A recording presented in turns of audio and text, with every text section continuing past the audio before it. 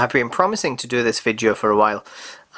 It's basically the way I incorporate a tippet ring into the end of my fly line. This is specifically for fishing with my dry fly setup. It gives me a really streamlined finish from fly line to leader. So there's very little in terms of obstructions when I'm drawing long leaders in back through the rod tip. Everybody seems to have a different way of streamlining this little section here.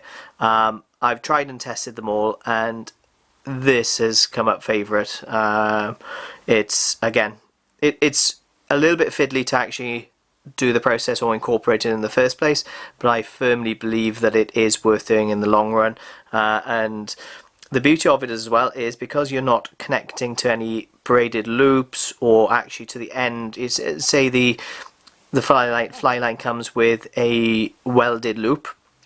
The problem with that is if you're continually attaching mono leaders, whatever, to that to that welded loop, it does eventually it will wear through the coating of the fly line.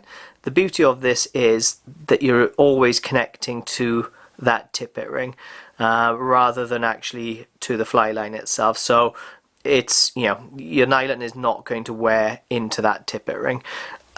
I have utmost faith in tippet rings. I utilize them here. I utilize them on salmon poly leaders. These come in different breaking strains. I also, on my dry fly leader, I will incorporate this between my tapered leader, which is this one here, and my tippet section, basically. So I have a lot of faith in them, and to be honest, compared to attaching nylon to nylon, I find that attaching nylon to tippet ring and then nylon again is a far better in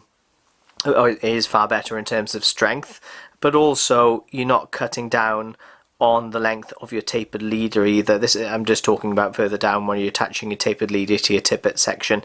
Essentially, with that tippet ring in position, you never then have to keep cutting into your tapered leader section. Anyway, really simple to do. I'm going to show you how I incorporate that tippet ring into these fly lines. Now, as a note, it is easier to do these. I do my own loops on most of my lines if I'm creating different lengths of sink tips and all that kind of stuff. So I do a lot of these. You tend to find that the airflow lines are easier to work with, and that's because of their coatings. Their coatings, I believe, are polyurethane, as opposed to all of the lines will incorporate PVC. The airflow lines are easier to work with from creating your own welded loops. So I've actually got one of the new Superflow fly lines, which I need to. It's a weight forward 3, so it's going to be for my river work. I actually need to incorporate the ring onto this anyway. So I'm going to show you how to do it on a line that I'm essentially going to fish with in hopefully in the near future. You can see these come with the welded loops. I have a lot of faith in these, and I have a lot of faith in the whole welded loop process. Essentially, if you don't, this is probably not going to be for you. I don't, and I've never had any issues with them. Well, you can probably see what I was talking about. If you, like, this comes, and it is streamlined in fairness. If you were to attach nylon to that, it might be fine for the first 20, 30, 40 fishing trips, but eventually you will get it cracking in here, and it will then expose the core, and essentially then you risk a weaker connection between the fly line and your leader. So this is where these tippet rings come into use. Again, they come in different diameters, and different diameters will have different breaking strains. You want a fairly snug fit, okay? So again, this is about streamlining this whole section. So something around 3 mil, I would say. and I believe these are two different makes. I can't remember the names of the manufacturers, but I believe they're both around 3mm. But essentially, you want a snug fit. You don't want something that's actually got too much movement on your fly line. You want a bit of movement, otherwise it's going to be too restricted and actually may then end up compromising the fly line. So what we're actually going to do, we're going to snip off the welded loop that's come from the manufacturers, and I'm going to do that at a slight angle. The slight angle is for two reasons. First and foremost, it's going to make it easier to get one of these tippet rings on, and then secondly, it's actually going to make life easier for when we're actually melting the fly line to create the welded loop. It's going to make life easier, or it's going to create a more streamlined back section to the loop. So I've just got one off there.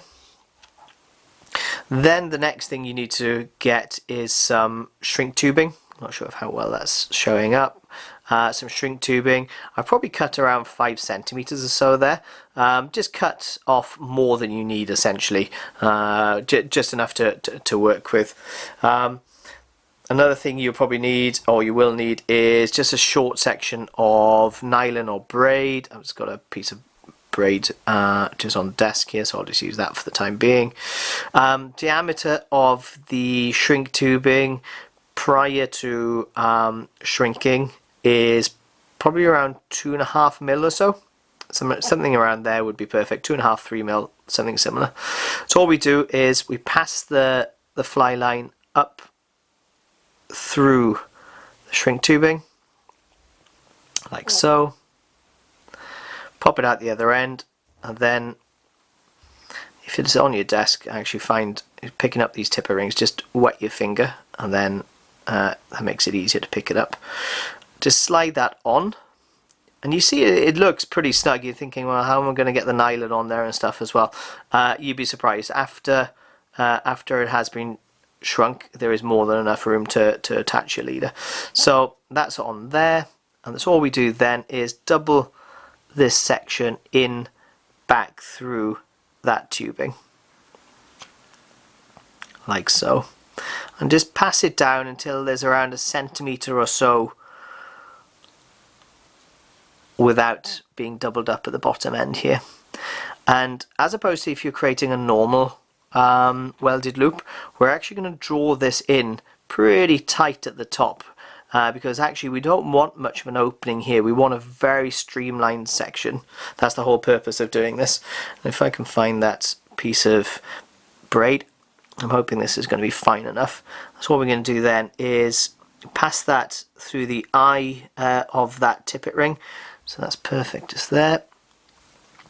We need that basically to hold on to when we're shrinking, because if we try and hold it here, we're going to get burnt. But by doing that, we have something to draw it tight with, and to hold on to without getting burnt. So it's going to be a dual purpose. So that's perfect there. Oh, pull that back in. You can near enough put that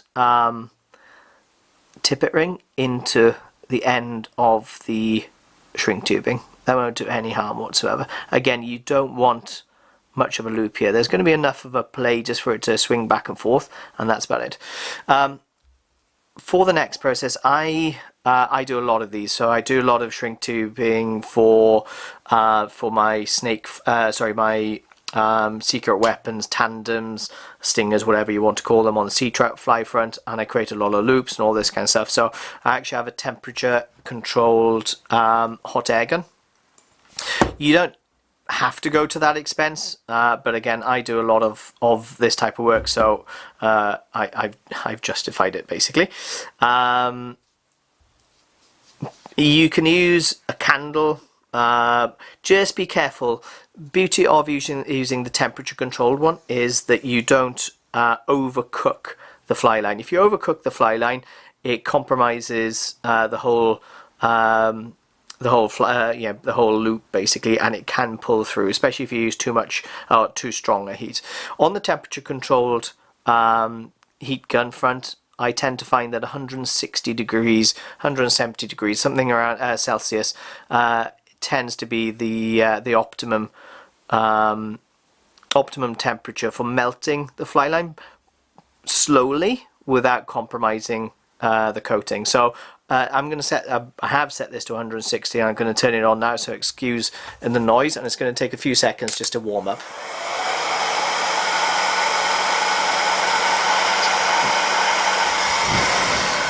Okay, so I'm going to bring that into shot. So that's all we're going to do now. We're going to introduce, I'm going to hold the nylon end, and I'm going to hold the fly line end, and that's all I'm going to do is roll that in front of that heat gun.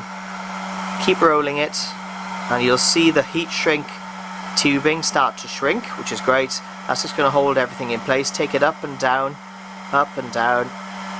Let's keep watching what's happening to the fly line in the core. When you see it start to melt and bond, you know things are happening, but keep passing that heat source up and down. Don't hold it in one place for too long, it'll just keep bubbling away basically at one point. Keep passing it up and down until you find that it's starting to go, and it is starting to go.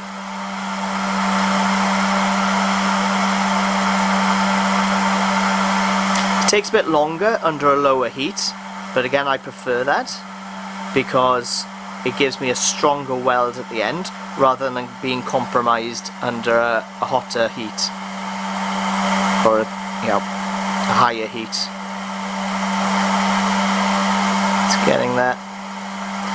Just going to try rolling that a bit, see how it's getting there. And rolling like that basically helps bond the two sections together. Not quite there yet, still getting.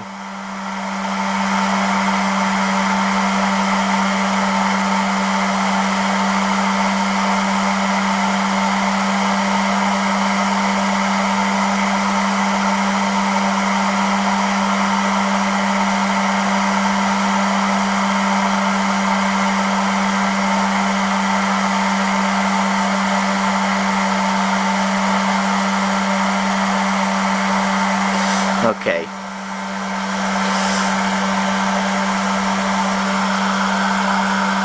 Yeah, that looks good.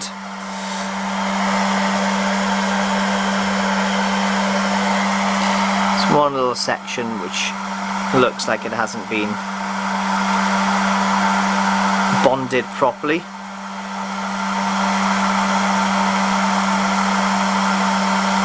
Just keep passing it over until you're happy.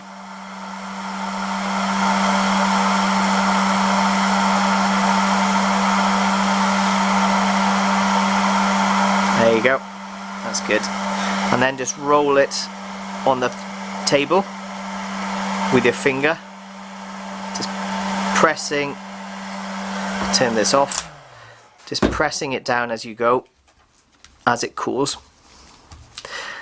Okay, and that's it done. So what we're going to do now is, when it's still slightly hot, we're just going to cut into the end of that shrink tubing. That should now just peel off up the fly line. There you go, job done. What you'll see we have now is a perfectly bonded, you can see at the back end here there's no lumps, and that's essentially because we clipped that at an angle. But you can see all of that's perfectly bonded, and because we're using the braid to draw it tight as well, you've actually got a pretty straight section as well. But you can see all the way down, and you can see the clearance. So before we shrunk it, there wasn't much of a clearance. You can see the clearance up the eye now, but that still moves around enough to move with the braided, the tapered leader you're going to put on there. But there's enough room to attach everything. But that's a really streamlined approach to your floating line, and specifically again your dry fly fishing. give it a go. Again, these things are really strong. Not sure did have a packet here. So what's the diameter? Yeah, that's a 3.4, which I believe is around 15 or 20 kilo breaking strain. Again, more than enough, given that you're probably going to fish, a 4 or 5 pound leader on the end as your tippet section anyway. Hope that helps you, and yeah, hope you give it a go, and hope it brings you luck. Tight lines.